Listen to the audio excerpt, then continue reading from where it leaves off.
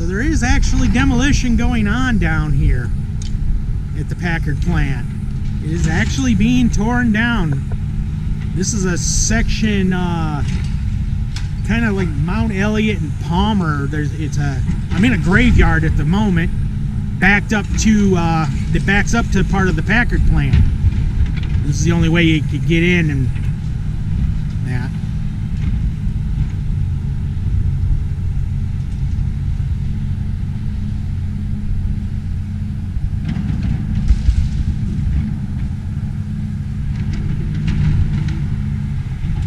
Don't seem to be much of a work crew out here. I just see the one machine running.